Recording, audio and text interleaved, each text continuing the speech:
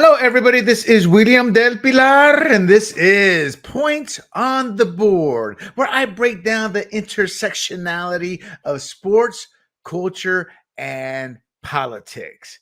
And tonight, we are going to talk about Hulk Hogan's death.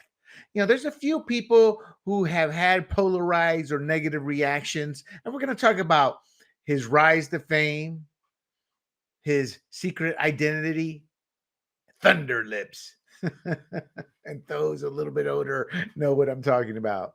Then we're going to talk about something I touched on last week a little bit, and that is the Commanders' name change and how Trump is going to block their new stadium deal unless they change back to the Redskins. I wanted to get into that just a tad bit more this week. And then we're going to talk about the United States Olympic Paralympic Committee. They are now aligning with Trump's ban of transgender policy and signifying another shift, or rather a shift of another entity, this one being Olympic sports.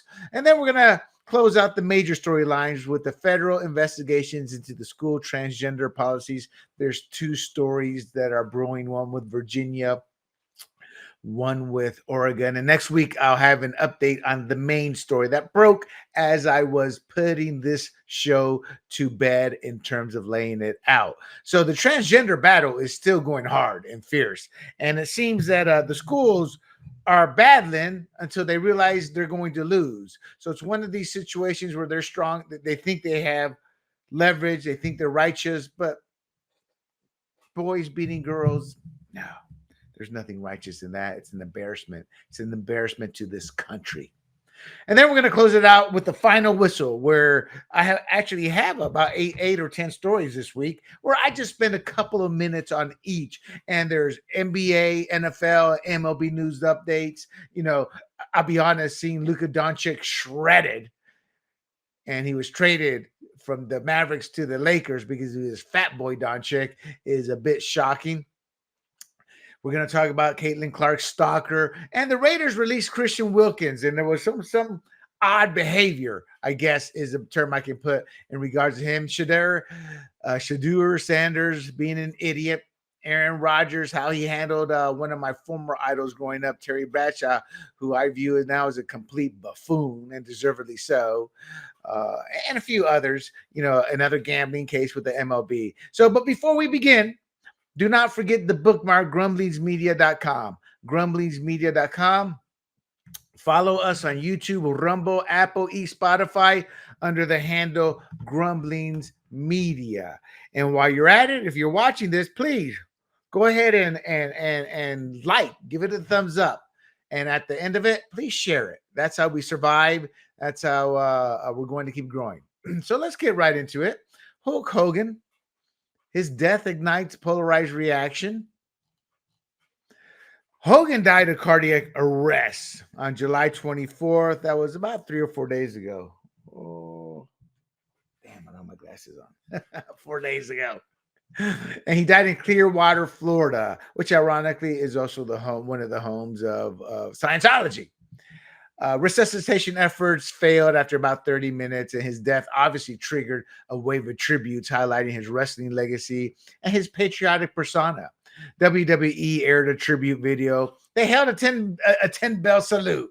If you're a vet, you get the 21 gun salute. He got a 10 bell salute. That's precious. Public figures like The Rock, Vince McMahon, and Donald Trump all praise his impact. Hogan's vocal support for Trump and his 2024 RNC speech, that's what's created a lot of backlash from political opponents. He was all about America. And look, take it from somebody who's seen two dictators. Once you go the road of socialism, communism, authoritarian, whatever you want to call it, it's the very few ruling over the masses.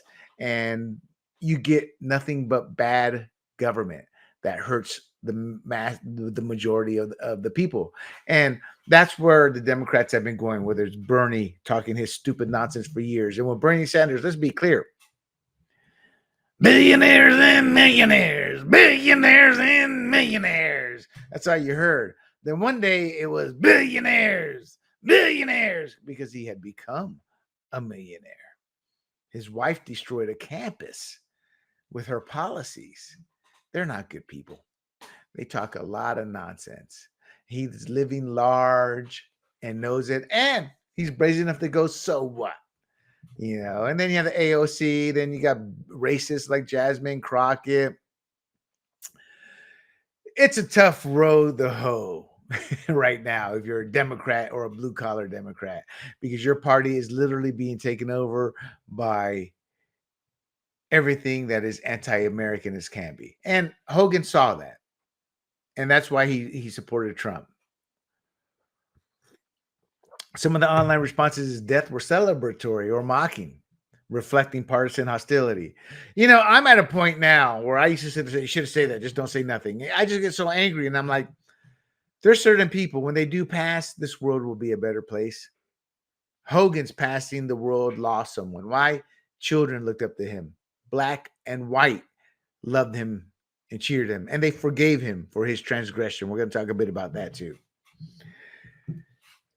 So I think this polarization shows how deeply entrenched ideology divides us. If Trump says something, the Democrats are going to go the opposite. I mean, right now, the country's on the verge of flourishing with a golden age bigger than Trump's first term. And heck, even here at Grumblings Media, nobody will give him credit. The terrorists, they're bad. And they don't even tell you why. They give you this old, worn-out excuse from eras that are bygone. And the reason I say that is it's a different world today, where we are a global economy towards when terrorists were used back in the day, before this technology was even thought of. And I say that because they're still concerned with terrorists. Everything could go south, but they didn't look at how this administration was using terrorists. And my point being is, they don't care. They just go terror bad, and they don't think twice because it's Trump. If it was a Democrat president, a Libertarian president, a Green president, and they say, yeah, we're going to do these terrorists. Oh, man, that's good. So that's creative thinking. The Libertarians be, that's creative thinking. So we're going to spotlight some of the tendencies of politicized legacies, even the moments traditionally reserved for collective mourning. That's gone out the window. Okay, so Hogan died of cardiac arrest, as I said.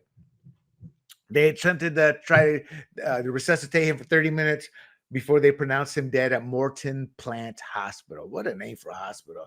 So his final decade was defined by 25 surgeries, 10 on his back, plus both shoulders, knees, and hips.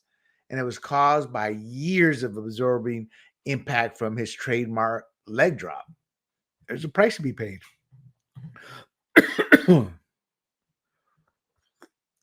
So in a 2024 Impulsive interview, he admitted he probably should have quit earlier, but said he has no regrets because it was his love of wrestling and the money it brought him. It brought him security.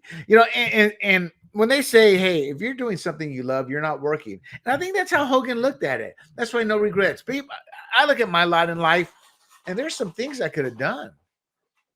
I mean, there's a lot of things I could have done, but I would not have been able to look in the mirror. And I have no regrets, even though there are some things I would have said or done differently. Hogan's the same way. So his final procedure was a multi-level neck surgery just weeks before death. And it affected his spinal alignment, vocal cords, and breathing. So something tells me that probably had something to do with his passing. So he rose to superstardom in the 1980s. In the 1980s, and that was a WWF boom. That's when I was still watching it, and I was younger. I remember when it went throughout WWE, these other changes. To me, it was always the WWF, World Wrestling Federation. He headlined the first 8 WrestleManias and anchored the Hulkamania era. His persona blended wrestling with Americana. He became a pop cultural symbol with Tyson, Stallone, Reagan, and yes, Trump. And the Stallone one is kind of funny because I just saw it today as I was preparing for the show. I went and took a look back, and he did Rocky 3 where he played Thunder Lips. He had the beautiful women around him. He was playing the villain, the Rockies, to Sylvester Stallone's Rocky Balboa in a charity match. So he went from Rocky 3 to Hogan's Knows Best. I think that was the reality show, and I don't watch reality shows like that. But he opened the doors for wrestlers like The Rock to cross into film, to cross into politics. He trailblazed. Dana White credited Hogan and Vince McMahon for shaping his own business instincts. He called their influence lasting and personal. Why? Because they took it to circus levels. It was a show. And Vince McMahon and Hogan were the showmanships and the stars.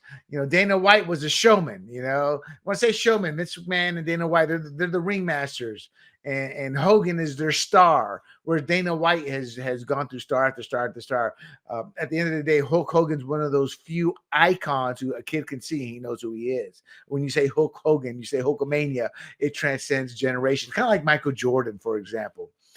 That's how big Hulkamania was. And I was a little bit bitter because my guys were Ric Flair from a different region, and they came into the WWF after Hulk Hogan and others helped establish Ricky Steamboat, those people. But they all went to help make wrestling even bigger, but Hulk led the way. So what was some of the racism scandal fallout and his redemption? Well, in 2015, there was a leaked audio from a sex tape that revealed him using the N-word while discussing his daughter's relationship with a black man. And he also said, "I am a racist to a point." I know what he means. I had this conversation with some blacks. And when you're brought up in a culture, I have been in black groups, white groups, and Latino groups.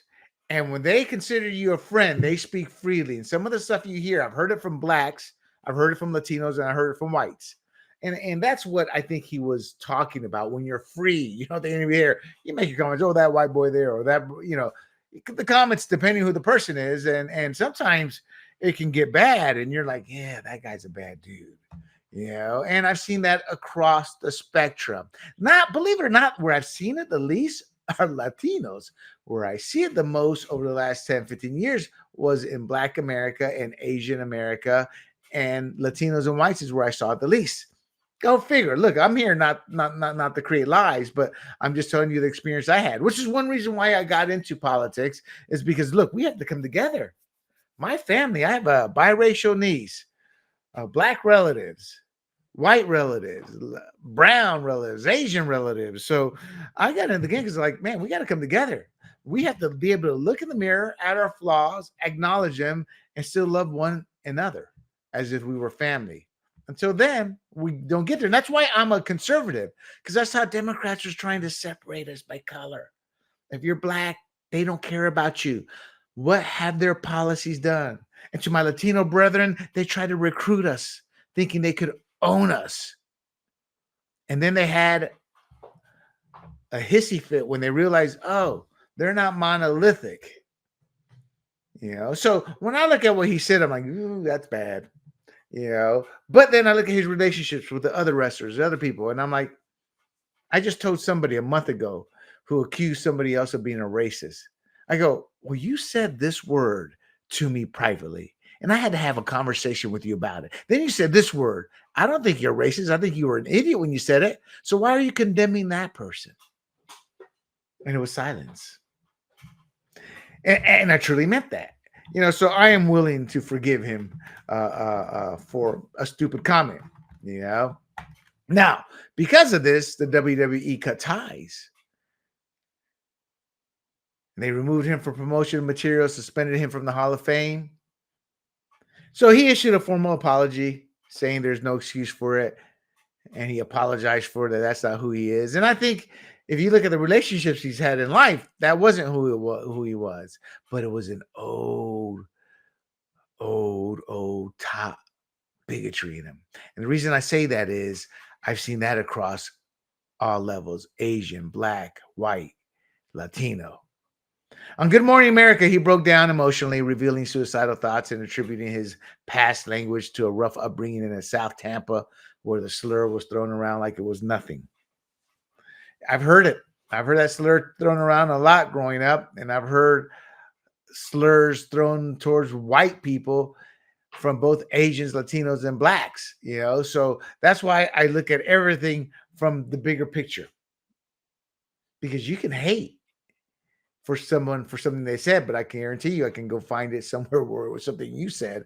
And I'm not defending anybody. It's like, take a step back, look at your life, your friends, things that have been said in private, then come talk to me, because you don't toot unicorn toots. They just as stinky as the next guy's around, except for mine. Now, his path toward redemption, he was reinstated by the WWE in 2018. He met privately with the talent. Some black wrestlers like Titus O'Neil and Mark Henry, they were like skepticism about his sincerity. A lot of that was jealousy too. Now, he did get support from his black peers too. Devon Dudley defended Hogan, saying he had personally apologized and shown genuine respect. He didn't have to, quote, he didn't have to say that, but he did. The Rock, whose father broke racial barriers in wrestling, paid tribute to Hogan's death with the warm praise, "Thank you for the house." Without Hogan, there is no Rock. Black fans and commentators acknowledge his impact on their childhoods. Here's my issue is there's certain things in life that you go through, people just blow out. Yeah, whatever. Just move on. But then when they have the chance to hold on to it, to play the victim, they do. I've seen that in both white and black. Where I've seen it the least is Latino. We're like that culture that's up for grabs. But we have our own racist issues towards blacks, towards whites, towards one another, because we are so diverse. So that's how I look at all of this. Now, people say, "Well, you're just saying that because he's white." No, I'm saying it because that's what I believe. There's been a lot of my friends from the South who are black who have made a lot of derogatory comments towards whites. Now, if they said it, we'd sit down and talk. Bro, we got to talk. You can't be saying that. But as a kid, you never said anything.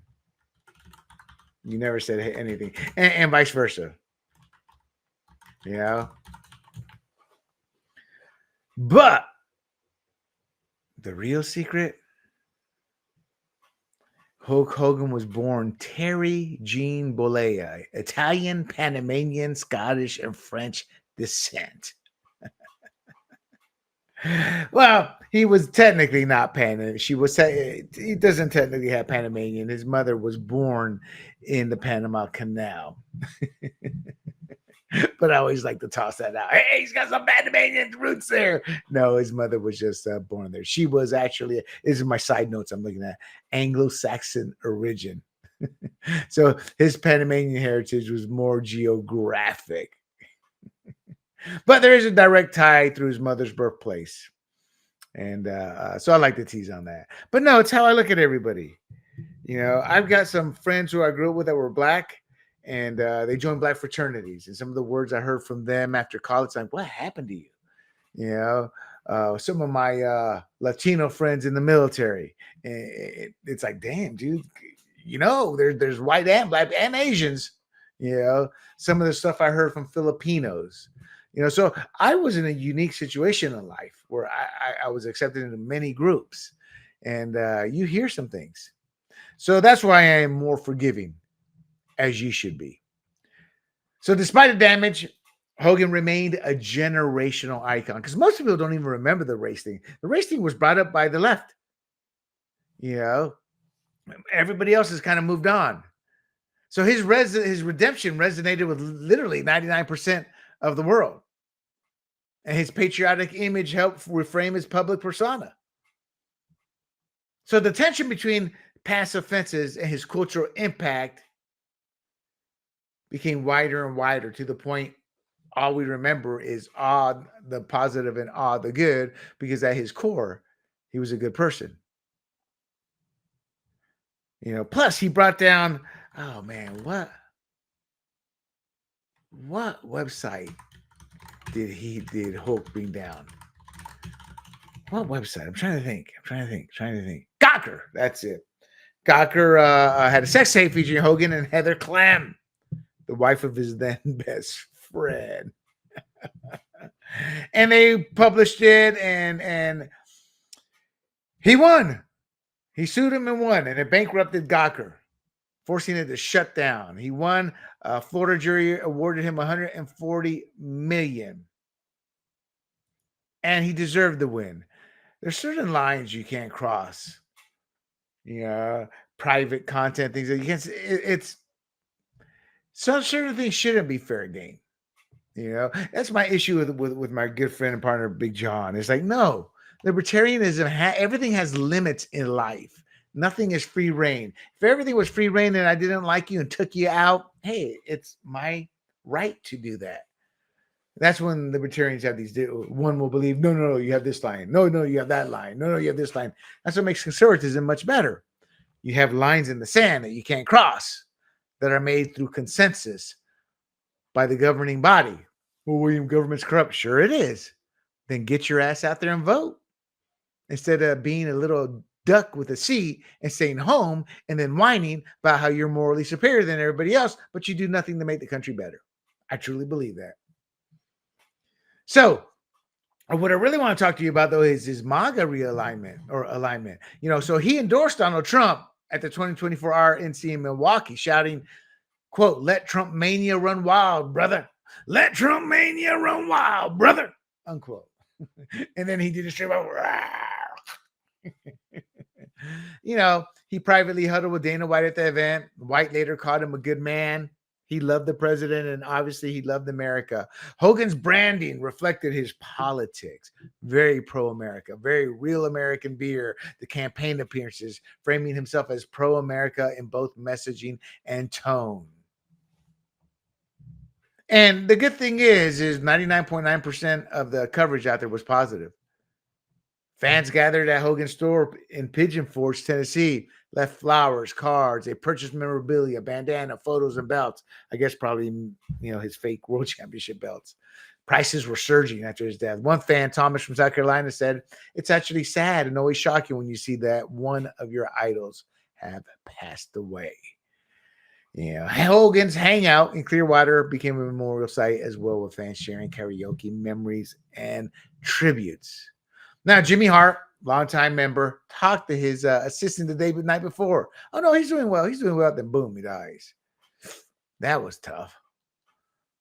Jonathan Coachman, website I watched on Outkick, Hot Mic, he praised WrestleMania 18. It was against The Rock, noting how the crowd energy forced a live narrative pivot despite Hogan's physical limitations. Hogan was the heel, and as soon as he stepped into the arena, everybody cheered him, and they booed the hero, The Rock. Speaking of The Rock, Dwayne "The Rock" Johnson shared a personal story of catching Hogan's headband at age 12 in Madison Square Garden, calling him a childhood hero and cultural giant. And on that WrestleMania 18 match, where he was supposed to be a hero and was booed and Hogan was a hero, he's, quote, "You may have passed the torch to me that night, but you drew the house," unquote. Obviously Dana White, again, a real man's man, credited him with shaping his business instincts. And his cultural impact was on the level of Stallone and Schwarzenegger, and I'd say even longer, because Hogan's lasted from the 80s till today. Schwarzenegger's done, especially, his career has never been the same after he became governor, and his FUBAR second season is trash. I got through one episode. God, this is bad. First season was great. So he got a little bump. His movies never panned out. Stallone's done well, but not the star he is. A lot of straight-to-video releases or streaming services now. But I still enjoy Stallone. The guy's an outlier. Guy did roids, still living this long and looking good, but that shouldn't encourage you to do roids. So hours after Hogan's death, and Alachua County Board member Sarah Rockwell posted, quote, "Oh, did Hulk die? I didn't even know. Good. One less MAGA in the world," unquote. Those are the people like Sarah Rockwell. When she begins her next journey, this earth will be a better place. Now, if she comes back, apologizes, says she was stupid, then yeah, you can forgive her. But people with that much hate, where they're going to go online being proactive, like I respond to people. who are bad, mean. But I'm not proactive like that. She added, he's never been a good guy. I feel absolutely nothing about his death. Well, you're not related to him. You shouldn't. I don't feel anything about his death. I'm just remembering the impact he made. But none of these stars, none of these sports players, when they pass, oh, that's sad. Yeah. But life isn't about these people who have nothing to do with your life.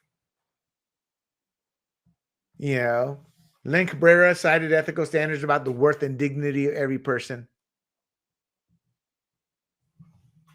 And some people were demanding she resign. I can tell you now, she won't win her next election. Yeah. But she did apologize Saturday, calling her remarks cruel and flippant, and clarify she does not wish harm on anyone, regardless of political views. Well, here's the problem I have with that. Is I'm willing to forgive her, but I will always wonder how serious she was. When somebody apologizes in person or on camera, you can kind of see if they mean it or not. It's hard to tell, but I'll give her the benefit of the doubt. She got caught out. She apologized. She's probably still going to lose her re-election. So at the time of his death, Hogan had completed over 20 hours of interviews for a Netflix documentary series produced in partnership with the WWE and Words Plus Pictures. Been in development since 2024 and will continue posthumously. So they're going to have additional footages and tributes being incorporated. They'll cut it a certain way. So I guarantee you that's going to be top number one on Netflix once it hits.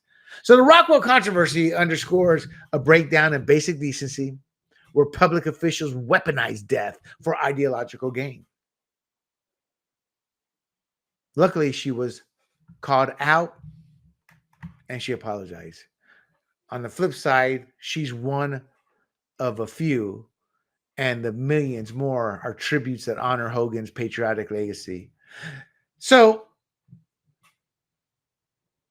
I think what Hogan will be remembered is ushering in wrestling as we've never seen before. Still, Netflix gets WWE or one of those, and it's one of its top shows every week. He opened the door for superstardom for people like The Rock. He brought Pro Americana back. He body slammed Rocky as Thunder Lips. He was like 27, I want to say, when that came out. He was looking 37. And he just had this older look to him, But God bless you, Hulk. Or Terry Jean Bollea. God bless you, Terry Jean Bollea, a.k.a. Hulk Hogan. God bless and Godspeed as you begin your next journey. All right. Let's talk about the Commander's name change. So I got quite a bit of detail here, but I don't want to spend too much time on this.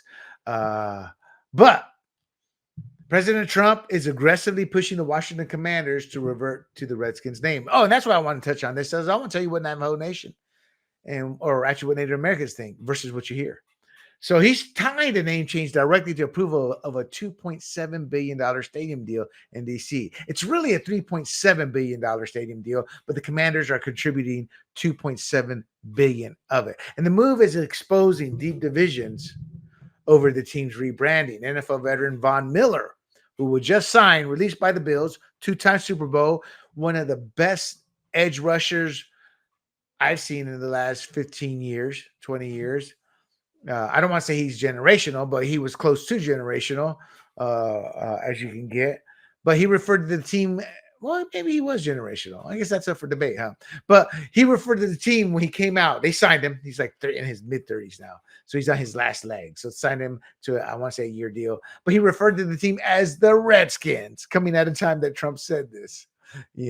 So his comments have amplified the pressure surrounding the controversy. To me, they'll always be the Redskins. The Commander is such a stupid name when you compare it to the Redskins. When I think of the Redskins, I think of these proud warriors you're not going to mess with. That's it. That's what I think of. So polls show widespread fan dissatisfaction with the current name. They want the Redskins back. And the standoff could derail major infrastructure plans and could delay it by 3 years. That's how long Trump's going to be in power for. So what are some of the key points here? Trump demanded on Truth Social that the Commanders, quote, immediately change their name back to the Washington Redskins football team, unquote. He claimed that there's a big clamoring for this. That argument's never died down. And argued Native Americans' heritage and prestige is systematically being taken away. He criticized the Cleveland Guardians, too, rebranding, saying Indians are being treated very unfairly and invoked, quote, make Indians great again, MIGA, unquote. And he's right. We become so politically correct. All these whiteys are speaking for the minorities. Then they cherry pick, get a couple of the Native Americans who are on their dole or living large and disconnected from the tribes, speaking for every Native American. It's like the Latinos in Congress. You can speak for yourself in your district, but you don't speak for me. Vete a carajo, idiota. So Trump threatened again to block the Commanders' $2.7 billion stadium deal. And I agree with him. The Washington Commanders is a ridiculous moniker. Now, the venue deal involved coordination with the NFL and DC Mayor Muriel Bowser, and they announced it, I want to say, back in May.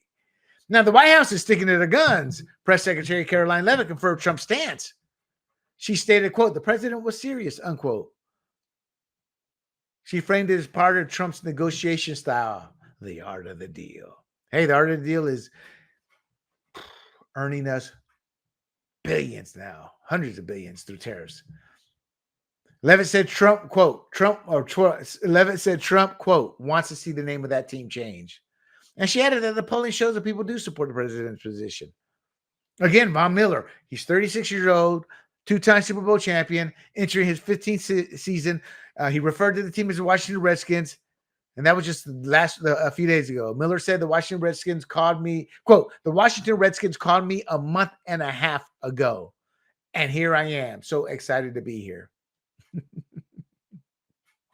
So a 2024 Washington Post poll found 57% of the fans dislike or hate the Commander's name. Only 32% of fans said they like or love the name.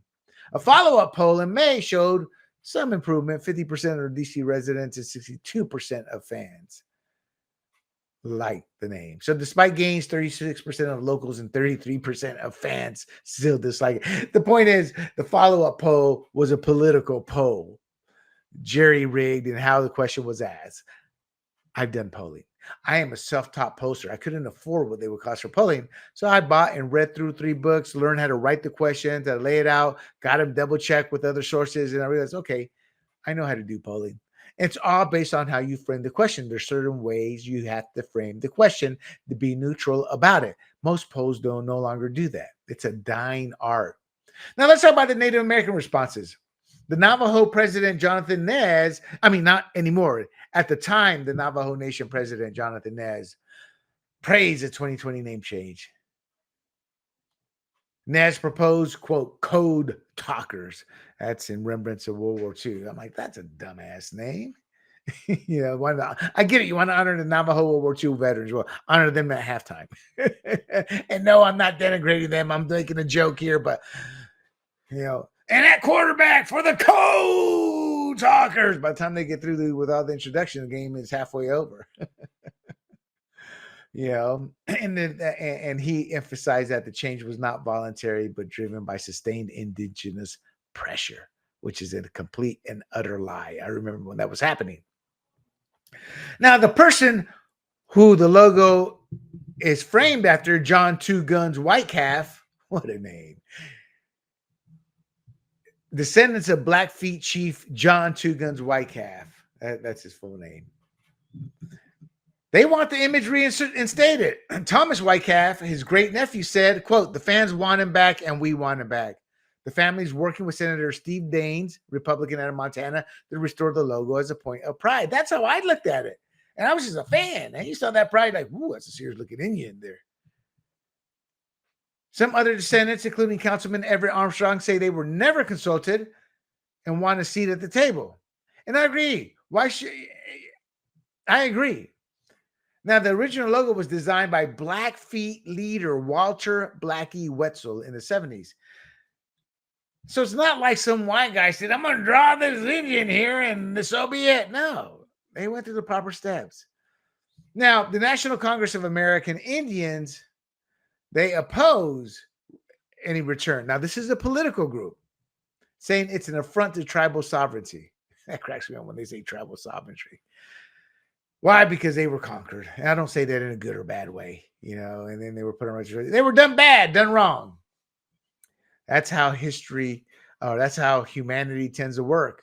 We live in a very civilized world now, but you're seeing Africa still over the last 20, 30 years or 50, 60 years, regions, territories changing hands from who conquers it, who takes over.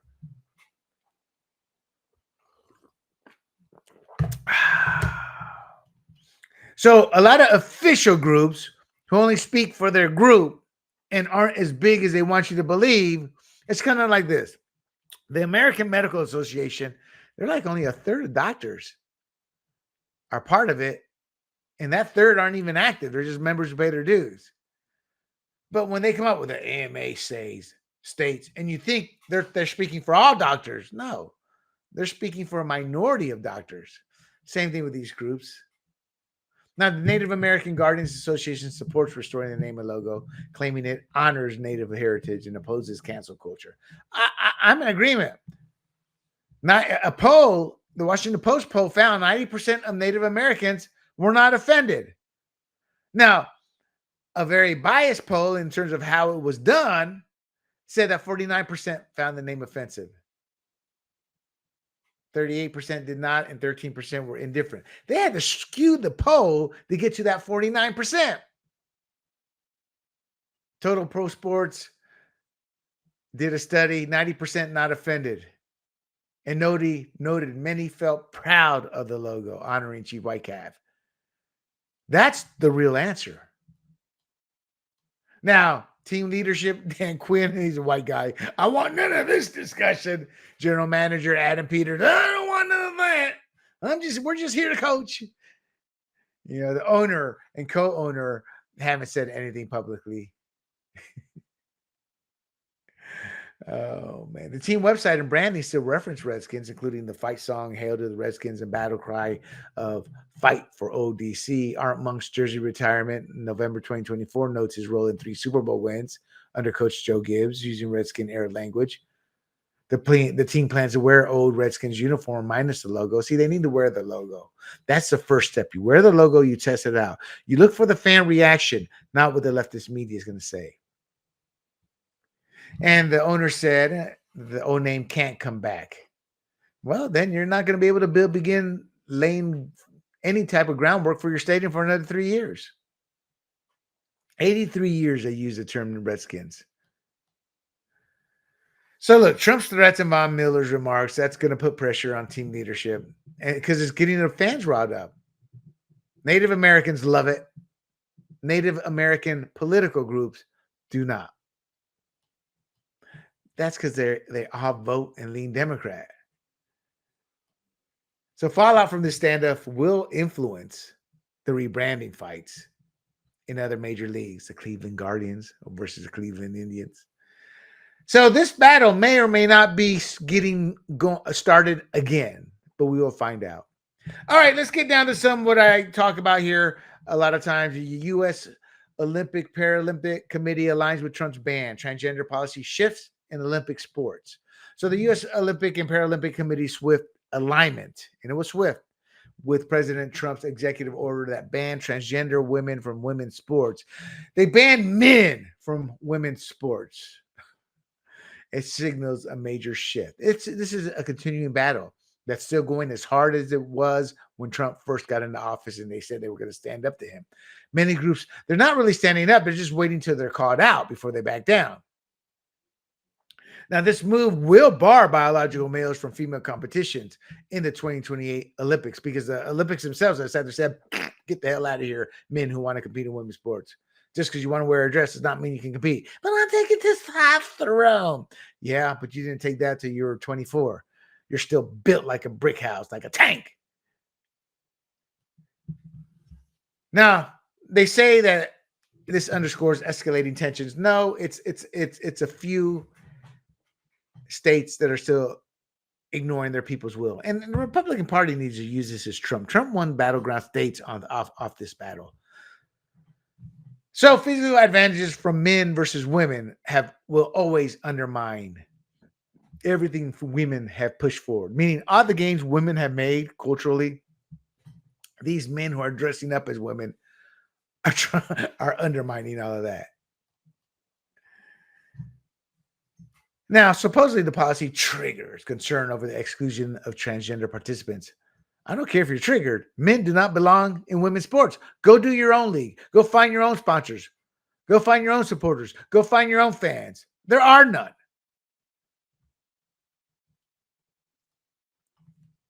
So the Paralympic and Olympic committees updated its athletic safety policy last month, posting the changes just recently to comply with Executive Order 14201 titled No Men in Women's Sports Executive Order, or Keeping Men Out of Women's Sports. Sarah Hirschman and President Gene Sykes stated in a letter to the Team USA community that they are a federally chartered organization and they must comply with federal expectations. So they updated a 27-page policy to ensure fair and safe competition. And in essence, men get out. Now, obviously, they got great reaction from 80% of the country. Women's sports activists reacted positively.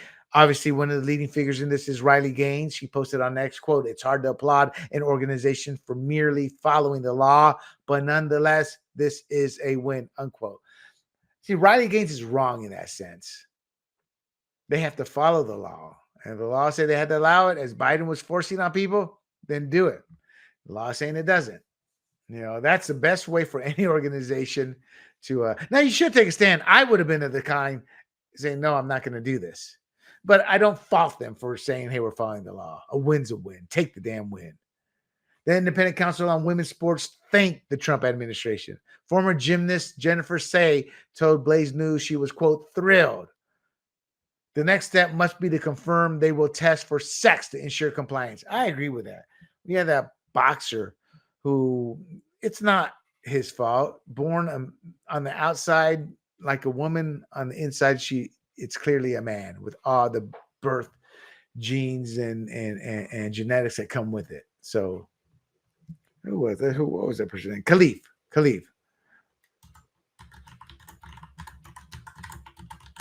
I want to say Khalif. Let's see. Yes, Imain Khalif. Let's see. Yeah, that was a boxer, you know. So the newly appointed IOC president, Christy Coventry, in late June, she said she will protect the female category first and foremost. So you men are out anyway. Look, let's bottom line this. Transgender women born male retain the physical advantages. It's that simple. Now, they say they're transgender, but there's only a handful of transgender men. I don't care if there's one. You don't get to play in girl sports. Over 400 athletes signed a letter last year urging the NCAA not to ban transgender. I'm like, nope. Only athletes actually playing would I sit there and listen to, and then I would say, no, get out of here. And then they lie. A flawed study, the Canadian Center for Ethics in Sports study, finding no clear biological advantages for transgender women after testosterone suppression. That's the biggest damn lie you can sit there. And other studies disprove that. No openly transgender woman has won. No man has won a female Olympic medal. Now, they did have a man compete, but did not medal in weightlifting. These are subpar men who suck against other men, but they tend to reign dominant. So this person, Hubbard, he must have been really bad. Now, Caitlyn Jenner is the decathlon champion, Wheaties, but that was when she was Bruce Jenner. And dude, you can tell there's something wrong with him over the years, boy. So CC Telfer, a man claiming to be, or a man trying to compete in women's sports, was banned, deemed ineligible in Paris. because of hormone level standards. It's like juicing. Okay, I'm going to take my hormone. I'm going to barely hit that number. Then I'm going to stop for the next 2 weeks. So it's unclear if any Olympians will be banned for the 2028 Olympics. No, because they're not going to be able to try out. Look, this policy mandates accountability from the USOPC. It's that simple.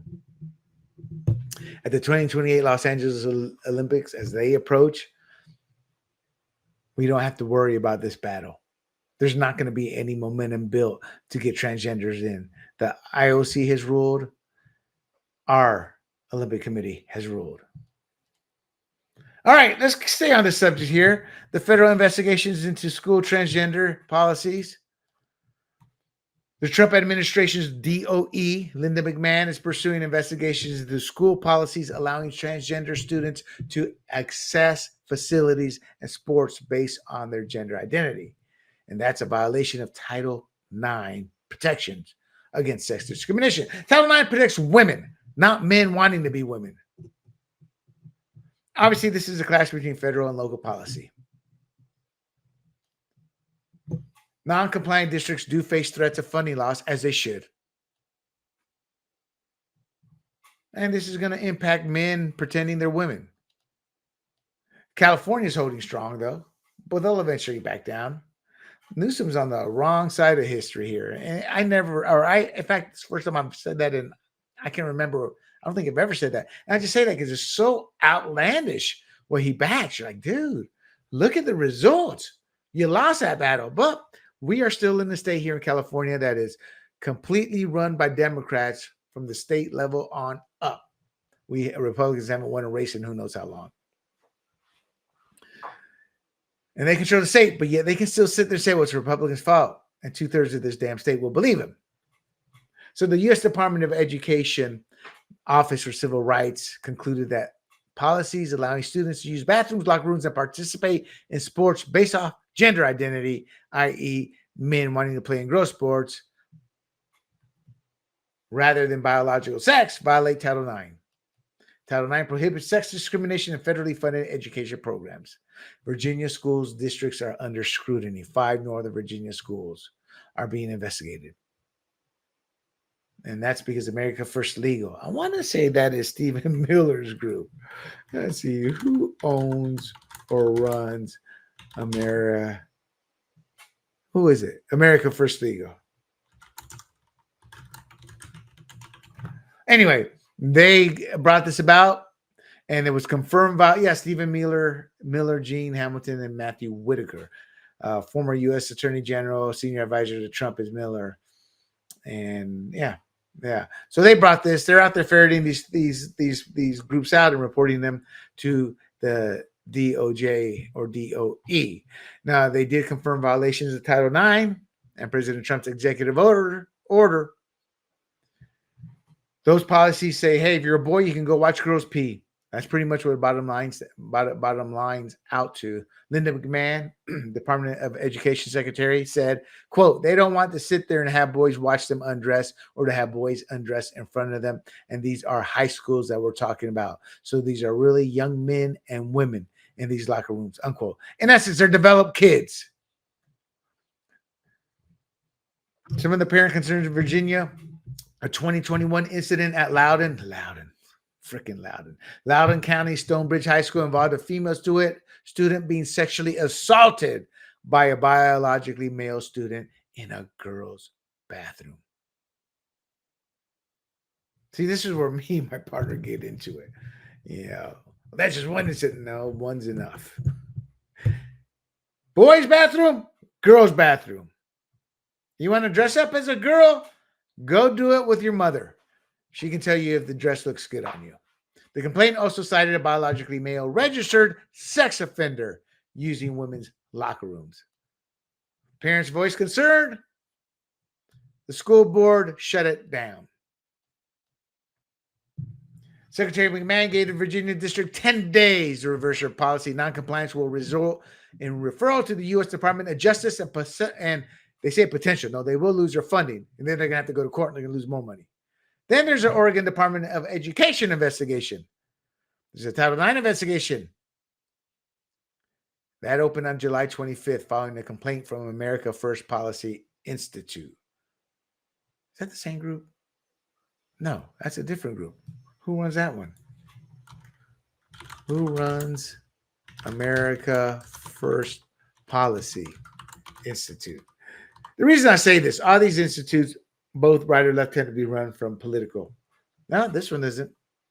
Oh, yep. One serves in Trump's administration. Kudlow's another. Linda McMahon's another. So, yeah, these are their own groups that go out there and search it out, then report back to them. And they searched it out using their own funds, I'm sure. And the complaint here, it allows biological males to compete in female sports. And they're allowing it to happen. And there's a separate OCR investigation ongoing into the OSAA in Portland Public Schools. I spoke on that maybe a month and a half ago, 2 months ago. So obviously women are losing medals, placements, and opportunities to men. And then they face stress, intimidation, and emotional distress because everybody says you're a bigot, you're this, you're that. And then they try to shame them publicly. Look, Oregon's policies clearly allow males to steal the accolades, as Civil Rights Secretary for Civil Rights Craig Traynor stated, quote, Oregon's policies, quote, allow males to steal the accolades and opportunities that female competitors have rightfully earned. Title IX does not permit that shameful arrangement, and we will not tolerate it, unquote. So, yeah, that's good stuff.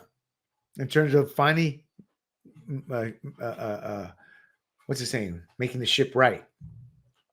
So 10 days, that's immediate accountability being demanded. And good for her. Good for Linda McMahon and Department of Education. Title IX's original intent is to safeguard female students, not transgenders or those who claim they're transgender, meaning they just say they're a woman.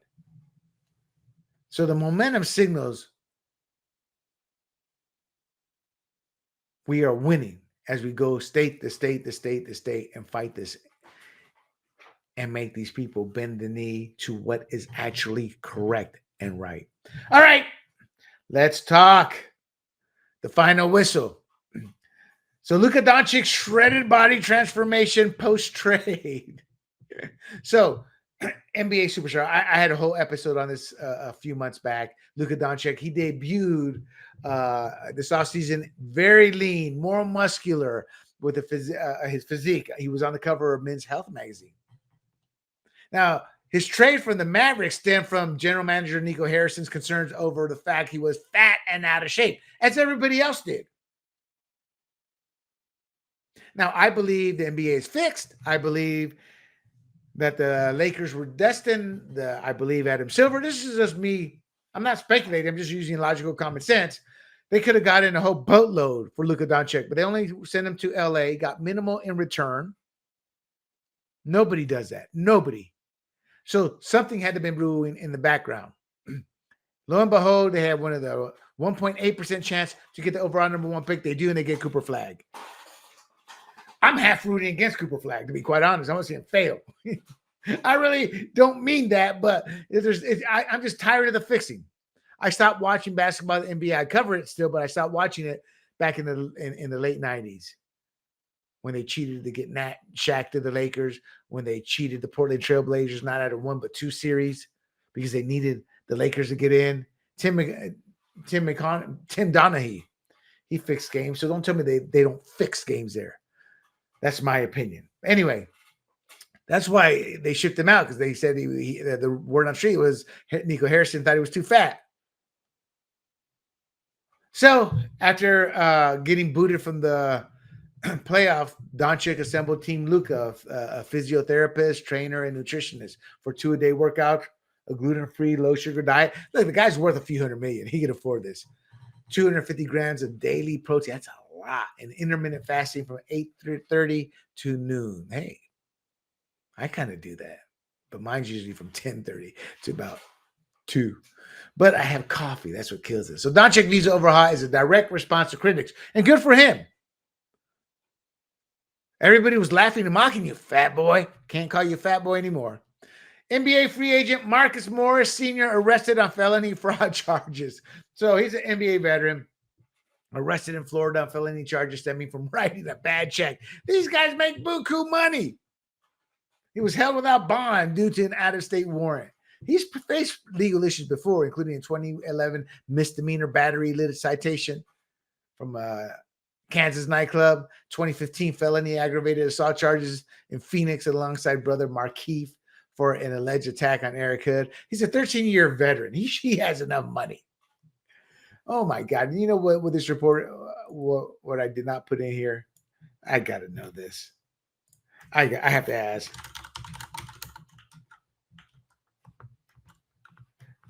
How much has Marcus Morris Sr. earned in the NBA? I got to ask. Okay. He's earned over $107 million. So it's got to be something screwy. Maybe an old bank account. Maybe the wife took the money. I don't know. But the point is, I'll give you an update on that once we find out. Caitlin Clark, stalker, sentenced to 2.5 years in prison. So WNBA superstar Caitlin Clark endured harassment. Stalker sent threatening and sexually explicit messages via social media. Social media. He just hit block. So Michael Lewis, he's 55. Wow, 55. He, I guess, messages about driving by her house, attending her games. And she reported him. The FBI arrested Lewis in January. After tracing him to a hotel, he pleaded guilty but acted erratically at sentencing. 2.5-year prison sentence, barred from contacting Clark or attending Indiana Fever and Pacer game. Sounds like he's a nut job. He may need some medical treatment there.